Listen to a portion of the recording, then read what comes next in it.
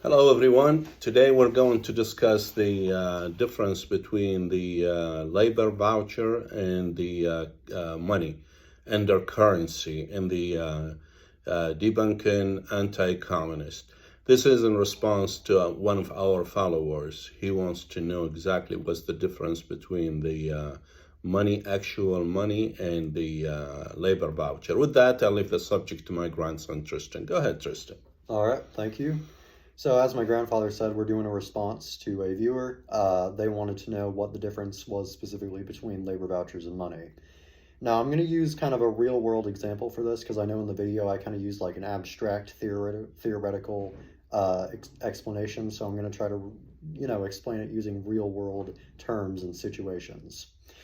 So let's say you work as a shoemaker, you make shoes for a living, and you live in a society with money.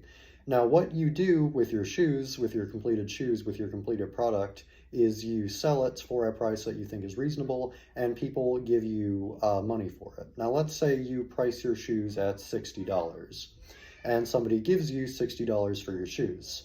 Now, notice how this is like a very general exchange here. Money, it doesn't really, depend on what occupation you have. So somebody didn't have to pay you special, shoe dollars to buy your shoes from you, and you didn't you didn't get special shoe dollars when somebody bought your shoes.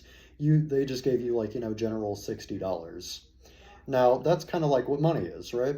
Money isn't specified based on what kind of job you do or what occupation you commit yourself to or what kind of work you do, right? It's just very general, and it's based on subjectivity, right? Because you're selling your shoes, or you're pricing your shoes at what you subjectively think is a reasonable price for people to buy, and then those people subjectively determine if that price is indeed reasonable and they want to buy it.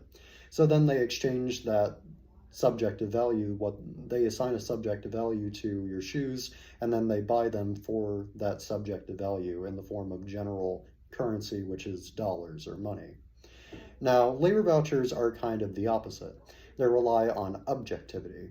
And what I mean by that is that somebody would have to kind of determine what is the objective value of shoes. And from this, let's talk about this from the Marxist stance, how this would work under communist society. Labor vouchers would function under communist society, let's use the shoemaker example again, by determining the objective value of shoes. And that would be done by calculating the amount of time and effort and socially necessary hours that you put into producing the product of the shoe, right? Now, however much time, socially necessary time and effort you put into producing the shoe would be the shoe's value, right? And then this would correspond to the value of a labor voucher, right? So notice here that prices are not subjectively determined, but they're objectively determined, and they're objectively determined by Marx's labor theory of value, right? So using the labor theory of value, the value of the shoes is objectively calculated, and then that would be that objective calculation, that objective number, that objective value would correspond to special shoe money that you could use to exchange shoes of that certain value. So that would basically be labor vouchers, how labor vouchers would work in a communist society. So that would pretty much wrap up the subject and wrap up the video as a whole. I hope I explained it better this time. Thank you for watching, and the person that commented, I hope you understood what we're talking about now. If you don't, please ask, and we'll clarify it more in another video. Thank you for watching. Thank you for watching.